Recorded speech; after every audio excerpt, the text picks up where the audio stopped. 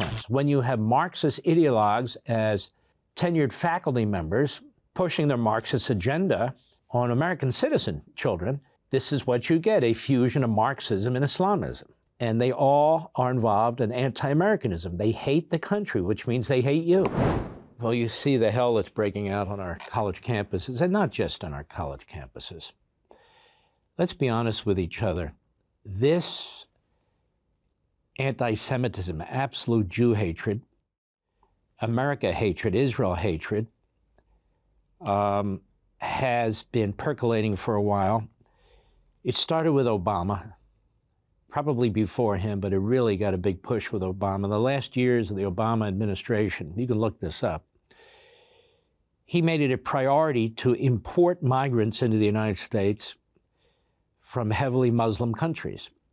We saw a big jump in the number of Muslim refugees and migrants who came into the United States. This was by plan.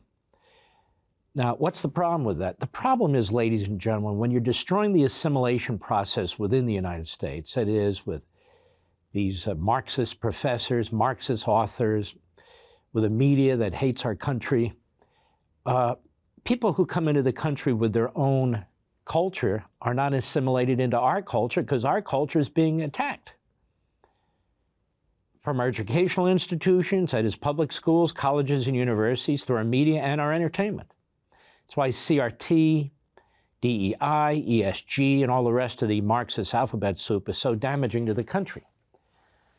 And this is not a majority view. These are basically minority ideologues, and I don't mean race. I mean minority from a mindset. Minority ideologues imposing their will through the various communications channels we have and the various educational channels that we have. Our schools, TV, newspapers, radio, what have you. And that's what's been going on. So when you have the importation of individuals from countries or cultures that have almost nothing in common with our country and from places that hate our country, this is the consequence. When you have Marxist ideologues as tenured faculty members and elsewhere pushing their Marxist agenda on American citizen children, this is what you get, a fusion of Marxism and Islamism. And they all are involved in anti-Americanism. They hate the country, which means they hate you. And of course, they'll hate Israel because Israel is now, as I wrote in American Marxism, and you hear this all over the place, and that's a good thing, in this Marxist model, the oppressor, and of course the terrorists who attack them and outnumber them 30, 40-fold, they're now the victims. They're the oppressed, you see. So all this extremist radicalism is being taught, it's being embraced, and now it's being practiced.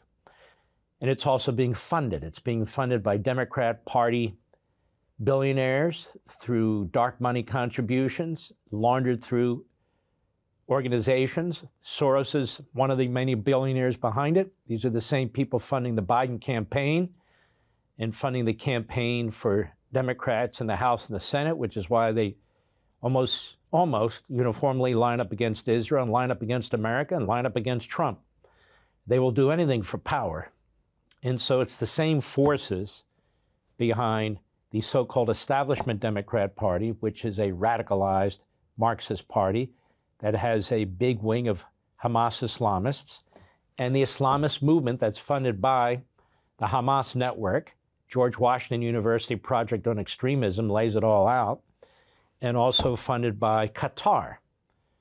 Qatar, which spends billions in this country. It's a little nothing country with a phony government with inbreds who wear robes and crowns and, pat each other on the shoulder. So that country is one of the countries, one of many, but in particular that country, as well as the Communist Chinese and the Confucius Institutes, that are destroying our country.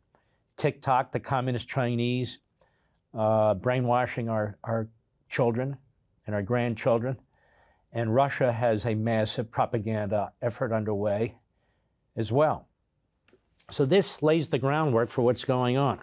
You never heard of Shai Davide? A Shai Davide was or is an assistant professor, I don't know the status right now, in the management division of the Columbia Business School, a Jewish Israeli, but also an American. And he was told a couple days ago, don't come back. What? Don't come back. Because you dared to show support for Israel. Don't come back. Let's take a listen to this. Go. My card has been deactivated? Why? Can you back up, please? Wait. Whoa. Everybody, my card has been deactivated. This is Cass Holloway, the COO. This is Gerald Lewis. They were in the meeting where I asked them if Hamas is a terror organization, and they couldn't say that it is a terrorist organization. Why? I'm a professor here. Why can I? Shai, no. Speak out loud so the media. Shai, we are willing to take you to the math lawn. No, I am a professor here. Wait. Everybody quiet. I am a professor here. You cannot let people that support Hamas on campus and me, a professor, not go on campus. Let me in now. I have not just a civil right as a Jewish person to be on campus. I have a right as a professor employed by the university to be on campus. They deactivated my card. These are 5 lawsuits happening, but we don't want to sue. We just want to be Jewish in public. Let us in. For 7 days, we have had Hamas terrorists and their supporters on Columbia's campus. We are seeing this all over U.S. campuses. I am having students and parents and grandparents from all over the country, from different universities, email me, call me, text me, telling me how scared they are, asking me what's going to happen. And I don't know. I don't know what's going to happen. But I do know that if the media doesn't take this seriously, if they only use it for rating, they don't realize that they are pushing a narrative of killing Jews is okay, or at least calling for the murders of Jews is okay, then we are headed to Auschwitz. Everyone, hi, I'm sorry. I have an update, a horrible update. Right now, Columbia University has given the protesters until midnight to somehow reach a deal with the administration before they get dispersed. They are negotiating with them about how they will leave the encampment. This is how terrorism works. This is how terrorism works. Wake up. It happens everywhere. They first tell you we will not stop terrorizing you until you meet our demands. Then you meet some of their demands, and then they keep terrorizing you. It happens everywhere. It's not just about Israel. It's about the United States. Put that in your minds. It's incredible. Go now. Raise voice. We cannot let Columbia negotiate their disbursement. They need to be removed from campus because this is an illegal encampment. 100%. Want to see more Mark Levin? Go to LevinTV.com and subscribe now.